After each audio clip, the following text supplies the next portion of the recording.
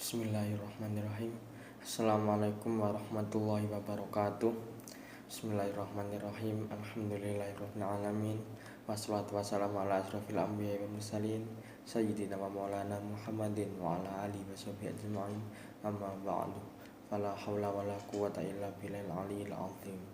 Yang saya hormati Bapak Abdul Azim selaku dosen pengampu matkul PHI dan teman-temanku semua yang berbahagia. Di sini langsung saja saya akan menerangkan tentang pengertian iman, Islam, dan ihsan. Pengertian iman. Kata iman berasal dari bahasa Arab, merupakan bentuk masdar dari fi'il madhi amanah yang berarti percaya atau yakin. Iman juga dapat diartikan sebagai percaya dan kepercayaan. Arti yang pertama menggambarkan tentang sikap mental atau jiwa dari seseorang yang mempercayai atau meyakini. Sedangkan arti yang kedua menunjukkan pada sesuatu yang dipercayainya. Secara istilah, iman adalah mengucapkan dengan lisan, membenarkan dengan hati, dan melaksanakan dengan segala anggota badan. Pembenaran dalam iman berarti tasdik yang teguh, disertai dengan ketundukan dan penyerahan jiwa. Tanda-tandanya ialah mengerjakan seluruh aktivitas yang dikehendaki oleh pengakuan jiwa itu. Jika dikaitkan dengan Islam, iman berarti sikap mental seorang muslim yang mempercayai pokok-pokok kepercayaan 6 atau rukun iman. 5 hal itu sebagai kebenaran yang tidak diragukan dan berperilaku serta berkata-kata sesuai dengan hal tersebut. Dalam sebuah hadis Abu Hurairah meriwayatkan anna Rasulullah sallallahu alaihi wasallam kana yauman barizan linnasi id atahu rajulun yamshi faqala ya Rasulullah mal imanu qala al imanu an tu'mina billahi wa malaikatihi wa rusulihi wa liqa'ihi wa tu'minu bil ba'tsil akhir.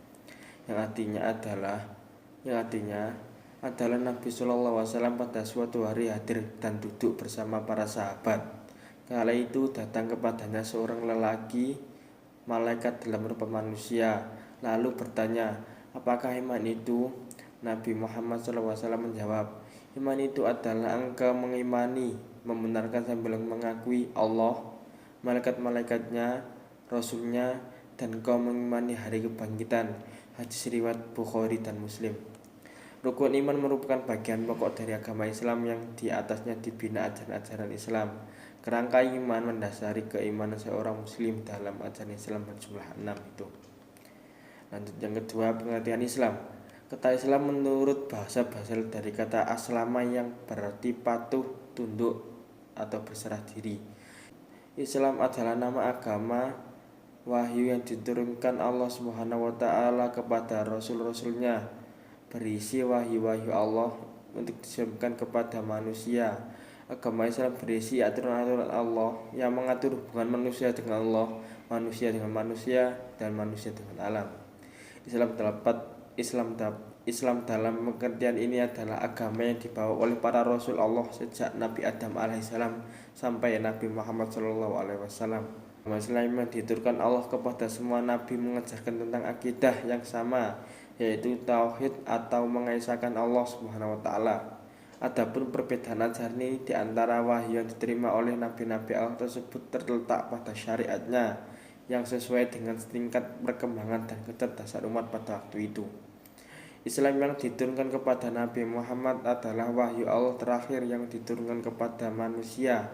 Karena itu agama ini sudah sempurna dan senantiasa sesuai dengan tingkat perkembangan manusia sejak masa diturunkannya 14 abad yang lalu hingga akhir peradaban manusia yang ditutup dengan hari kiamat kelak. Agama Islam yang diturunkan kepada nabi-nabi sebelum Nabi Muhammad tidak selengkap wahyu yang diturunkan kepada Nabi Muhammad SAW, tetapi disesuaikan dengan tingkat kemampuan manusia pada waktu itu. Oleh karenanya, wahyu yang turun pada saat itu bersifat lokal atau untuk satu kaum saja. Misalnya seperti Nabi Isa yang diturunkan kepada Bani Israel saja. Pengertian ihsan. Secara etimologis, kata ihsan berasal dari ahsana yuksinu ihsanan, berarti berbuat baik. Secara terminologis, ihsan berarti apabila seseorang beribadah kepada Allah seolah-olah ia melihatnya. Jika ia tidak mampu melihatnya, maka ia harus yakin bahwa Allah melihat perbuatannya. Sebagaimana dinyatakan dalam hadis berikut, qala mal ihsanu qala anta abudallaha ka'annaka tarahu fa illam qala mal ihsanu qala anta abudullaha ka'anna tarahu fa illam takun tarahu fa inna yarak. Rasulullah SAW menerangkan makna ihsan ketika beliau menjawab pertanyaan malaikat Jibril tentang ihsan. Jawaban tersebut dibenarkan oleh malaikat Jibril dengan mengatakan, engkau menyembah Allah seakan-akan engkau melihatnya, dan apabila engkau tidak melihatnya, maka sesungguhnya dia melihatmu. Hadis riwayat Muslim. Hadis di atas diperkuat dengan ayat berikut. In ahsantum ahsantum li anfusikum. Jika kamu berbuat baik, berarti kamu berbuat baik bagi dirimu sendiri. Quran surat Al-Isra ayat 7. Selain itu, Allah Subhanahu wa taala berfirman dalam Quran surat Al-Qasas ayat 77, wa ahsin kama ahsanallahu ilaika, dan berbuat baiklah kepada orang lain seperti Allah berbuat baik terhadapmu. Dalam Al-Quran terdapat 166 ayat yang berbicara tentang ihsan dan implementasinya. Dari sini dapat disimpulkan betapa mulianya dan istimewanya ihsan dalam Al-Quran.